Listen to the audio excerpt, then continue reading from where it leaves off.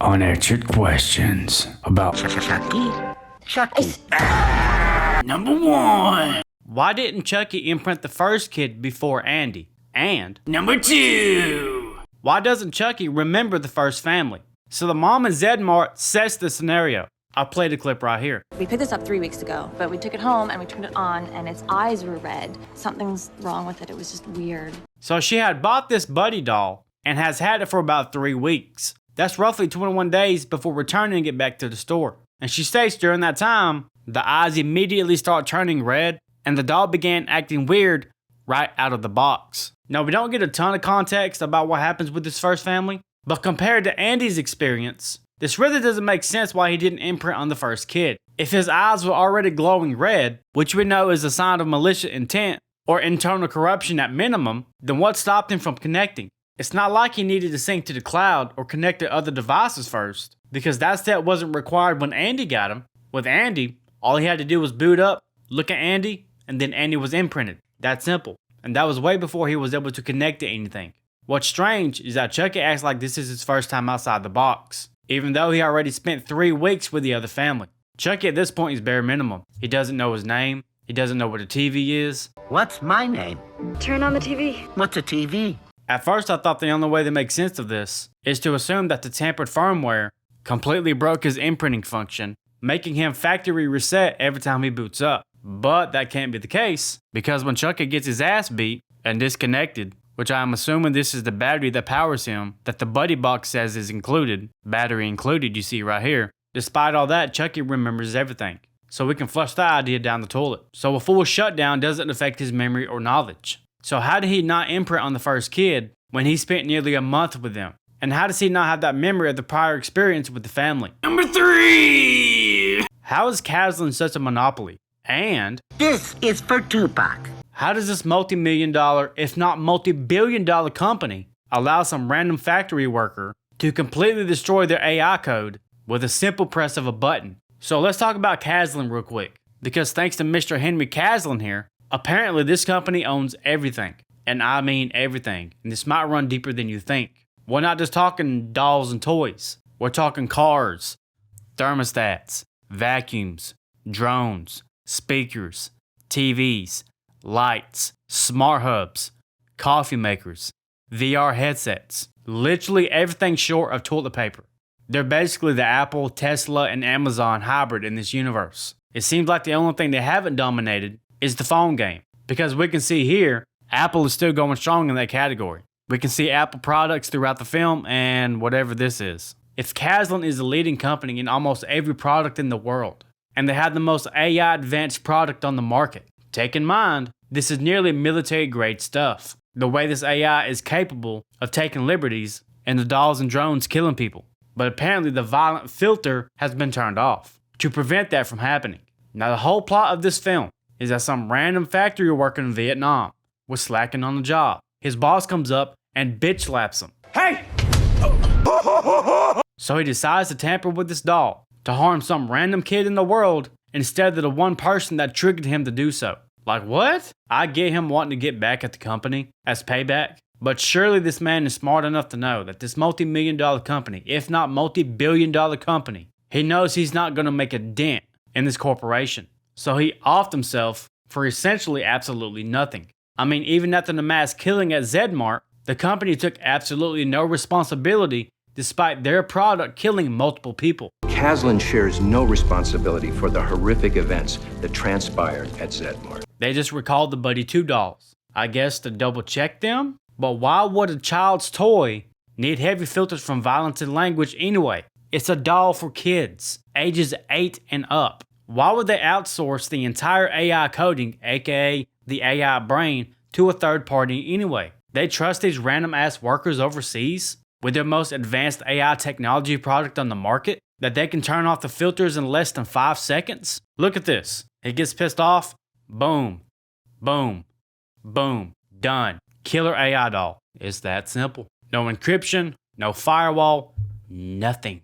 So if Kaslin Products is this multi-billion-dollar company, the leading product in toys and drones and vacuums and smart hubs and TVs, and if Kaslin Products is this rich, well-integrated mega monopoly with pristine multi-million-dollar facilities and top-of-the-line tech. Not just those bare minimum assembly lines overseas like in Vietnam. You're telling me they don't pre-install the firmware themselves? They seriously just trust random factory workers with the raw code of what's supposed to be the most advanced AI companion ever created. Something that, if we're being honest, could easily be retooled for military use. I get outsourcing for the doll bodies and parts, but why not just pre-package the firmware as is so they can install it, so it can't be tampered with? So there are no issues when it tries to connect to the cloud, and somewhere in Chicago, shit hits the fan, and multiple people get snapped up in Zedmart. Now you got a lawsuit on your hands. So despite Kaslin being the #1 leader in the world in some of these products, apparently they don't know quality control. What exactly does Shane do for a living? I mean, besides being a dirtbag and lying to his wife and kids, I see he spends the mornings and afternoons getting some from Karen, drinking all the beer, getting free pizza. We are ordering pizza. You know what that means. And then he goes home to get some from his wife. So when Shane's not freeloading on Andy's couch, he's always bitching about how much he works. I work hard enough as it is, and I'm not having this goddamn conversation. Work? Bitch, what work? Working out your dick? If we take a look at his truck, he seems to be maybe some kind of landscaper or a maintenance man. I mean, he has a variety of rakes, brooms, ladders. He has a square in his truck. And by the way, I can smell this truck through the TV screen. It smells like stale nachos and cheese fries mixed with freshly cut grass and cheap cologne. Bought at JCPenney like 6 years ago and it already expired. And now it smells musty, but he smells musty anyway, so he doesn't notice. Even if you look at his wallet, it's pretty empty. Besides that gym card he never uses and that maxed out American Express card. So Shane isn't exactly breaking his legs to keep his business afloat. Get it, breaking his legs, because Shane broke his legs. Okay, not landing. Get it, because he didn't stick the landing? Number 6. Rapid fire round. Fucking millennials. These kids are not millennials. Come on, Mike, you should know better than that. This dude pisses with the toilet seat down. He has no respect for women. This isn't a man. This is a 40-year-old boy. Well, isn't this some interesting foreshadowing? CP88. Nice little Easter egg of the original. I'd be a little bit concerned letting Andy have this buddy doll, considering the first impression that his mother Karen got was this video right here. Wait, so old dude has a hidden camera on her kitchen table and Detective Mike Norris is oblivious to it? Bro, that's your mama's house. I'm really starting to question this dude's credentials. Why are you doing this to my videos? Is Dane's therapist responsible for Freddy's resurrection? Number 7! What's the 5th missing version of the buddy doll? And Number 8. why aren't there any female buddies? If we take a step back here and focus on just the product of the buddy dolls and not the very complicated overhead products that Kaslin puts out, Buddy 2 still has a pretty impressive variety of versions and accessories. Henry Kaslin states that there will be 5 different versions of this buddy doll. Buddy 2 will be available in 5 model designs. From what I could gather, they have your standard blonde buddy doll, another redhead with shorter hair, different ethnicities, a leprechaun accessory outfit, a power bank, the bear buddy.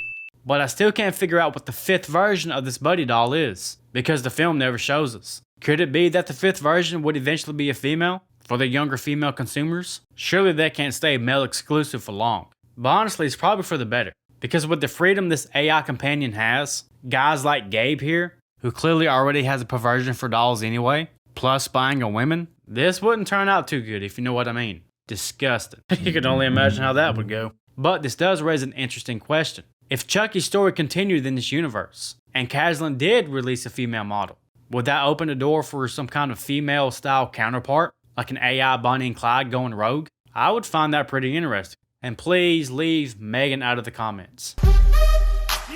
No! Number 9. Was the Chucky destroyed at the end of the movie the original, or a decoy that he was controlling? Or 10. did Chucky survive by uploading his consciousness to the cloud, thus for creating a clone of himself? There's a lot of debate on if it was the original Chucky that died at the end of this film. And some of these theories really start to make sense when you start piecing them together. But surprisingly, a lot of people shut down the idea that the Chucky that died at the end of the movie isn't the real one, which I don't see why this is shut down so much. Because if Chucky can control the other dolls, like the Buddy 2 bears, plus the TVs, and the drones, I don't see why the idea of him controlling another Buddy 1 doll, the same model of himself, is so far-fetched.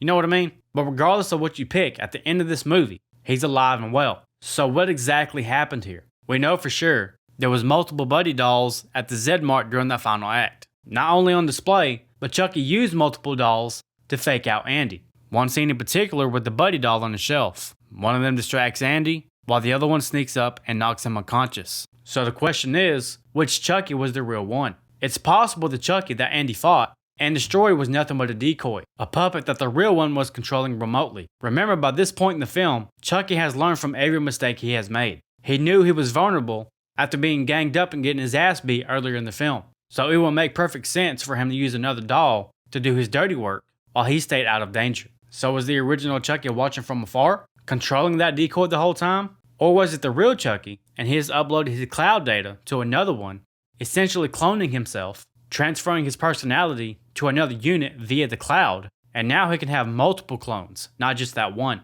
So on the flip side, the real Chucky could have died, and maybe it's the clone that survived, carrying on his memory and AI corruption. The film keeps it vague deliberately, but either way, at the end of the movie, we can see that Chucky isn't gone. So I would love to know which one is your headcanon. Is that still the original Chucky, or is that his clone? So Chucky lost the battle, but he won the war in the end, because he's still standing. So what's your theory? What do you think happened? Which one of these possibilities did you choose? Let me know down below in the comments. That's going to wrap this video up, guys. Next, I am tackling Scream. Ghost Dick is in the building. If I do my timing right, I should be able to release one film a week, and by the time Scream 7 gets here, I should be able to put that out right after it releases. You guys wanted it, it's coming. With that being said, if you have any Scream theories for any of the films in the franchise, drop it in the Discord. The Discord is absolutely free. It's just a hangout spot. If you have a theory that I really like and it holds some weight, I will credit you in the video. I also have a YouTube membership where you get early access to every single one of my videos and other benefits, such as loyalty badges, priority replied comments, custom emojis. The list goes on and on. So until next time, guys, I will see you in Woodsboro.